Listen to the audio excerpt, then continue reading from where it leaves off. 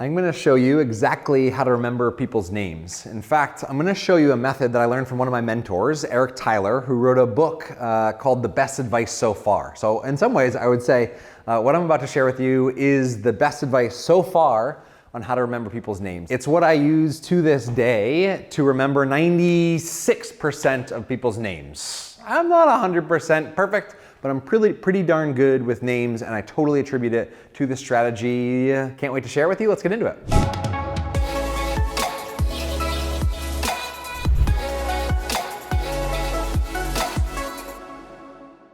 So a little bit of a context about Eric and who Eric is. This came from his brain. I'm not sure exactly where he learned it, but oh my goodness, he is brilliant. He's like, 4.0 through every single aspect of his life. He taught himself Russian and French just for fun to keep his brain sharp, and then that wasn't enough languages, so he taught himself code. He's just really smart. He has amazing ability to remember. Now, the technique that he shared with me, there's some common techniques in psychology that you can learn. One of them is called the method of loci. Have you ever seen the Netflix series on Sherlock Holmes? He talks about going into his mind palace and searching. This. He just has an amazing memory. Method of loci or Loki is basically the idea that you pick a place that's really familiar in your head and you walk through it. Now that's not the method that we're using. That's a little bit like overcomplicated. For just remembering people's names, you need something quick. Because like somebody says, hey, I'm Sam, you need like a very quick way to remember that their name is Sam 3 months from now when you see them next. And so just out of curiosity, because I do think there's deep relevance, psychological research relevance to the method of loci, you pick a space that's familiar. So this isn't my home, I don't live here. I don't think I could ever maintain this giant living plant wall. But say this was familiar to me and I wanted to remember a list of things, I would imagine myself walking around the space in my mind's eye, and I would put the things that I want to remember in specific places. And so if I wanted to remember a grocery list, I would imagine those items visually on the table, and on the chair, and over here, and I'd move through my mind's eye. Now the technique that Eric shared with me is way simpler than that. And actually when he taught it to me, I was sitting on his couch in Massachusetts, and the way that he started to teach me was by having me remember a list of 10 items. I still remember that list. It was Oreos, marshmallows, potato chip, toothpick, and tinsel. Actually, maybe I don't remember the whole list. I remember half the list though, and this was like 12 years ago, 15 years ago that he taught me this. And so the way that he invited me to remember these random items was to imagine each one. So Oreo, and then you imagine marshmallow, and you have each item that you're stacking on top of each other in your mind's eye, have it interact in some kind of detailed way with the item before it. So Oreo, and then I pictured a marshmallow melting on top, and then I pictured a potato chip crushed up into it and a toothpick standing on top with tinsel hanging off the toothpick. That memory, like those are random disconnected objects. My brain shouldn't remember that. But because I made language visual, right, I did remember it. And that's the thing, our brains take language and numbers and code them into short-term memory and then let them leave. Whereas we take visual data and encode it into long-term memory. And so when I meet someone, and by the way, I'm not a memory expert. Like I'm sure that somebody is probably smarter at this. What I am an expert in is helping leaders and educators make connection and engagement really easy. And so when I'm thinking about connecting with someone, people's names are like music to their ears. When you use somebody's name in a meeting or class, it turns on their brain again. The way that I would invite you to remember people's names, and this is, we're gonna actually practice live here in this video, is when you hear somebody's name, immediately convert that English word or that name to that name that's written out in English, convert it into visuals. And so if your name is Sam, I don't know why I'm thinking of this, but I immediately, whatever gutturally comes to mind, associate and visually connect with that. So I picture Sam's face, because we're really good at remembering faces, not so much names, because visual, long-term memory, name, short-term memory. So I picture Sam, and for whatever reason, Sam missile, I think like it's a type of missile or something, like a I don't know, but for whatever reason, I have the word associated Sam with missile in my head, and so I'm picturing Sam holding a missile, walking around like this. The more detailed and visual and descriptive it is, the better your brain will actually remember it. So let's practice a little bit. If I say the name Greg, what immediately comes to mind? Do you want to answer? Giant. Giant? Greg, and is that it? whatever. No. So if I say the word Greg, what immediately comes to mind for you? For me, not a whole lot. It's a pretty plain vanilla name. Sorry, Gregs. But what did come to mind is Gray.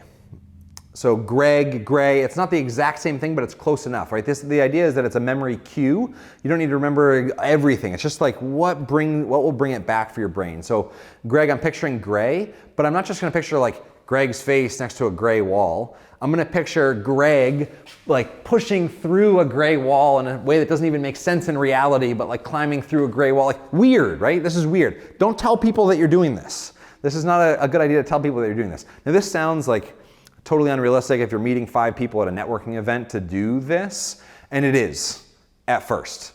But it's also like when you first learn to like ride a bike and you're riding around, you have to think about it a lot and you're kind of like maneuvering and it's much slower.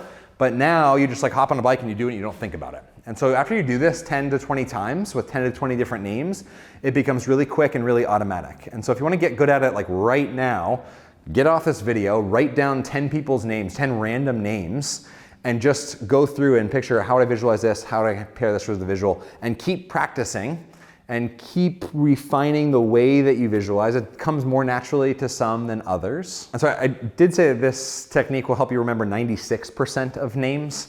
And for me, I do forget people's names. Now in college, I pissed my roommates off because we would meet someone together and I would remember their name and they wouldn't. And I said, Eric, this is not good. Like I need to like purposely forget some people's names to not be like a dork to my roommates. But I'm not worried about what my roommates are caring about in that moment. I'm worried about whether that person knows that I care about them or not. Now, here's the little nuance. I was actually, this was probably 5 or 6 years ago. I was at a restaurant eating with a couple friends and I got up to go to the bathroom and I like accidentally bumped into some guy, super chatterbox, and he turns to me and we start talking for a little bit. Anyway, I ended up not making it to the bathroom. Well, I made it to the bathroom eventually, but I ended up talking to this guy. His name was Greg, ironically enough, and he was with 3 other women. Susan, Sally, I don't remember the names now, oh boy. Okay, so that's kind of ironic. Here's a perfect example of how like this is not perfect and how 7 years ago I forget these 3 random people's names, but I remember 2 of them were named Cindy and Susan and I forget the 3rd, sorry 3rd. So I learned the names.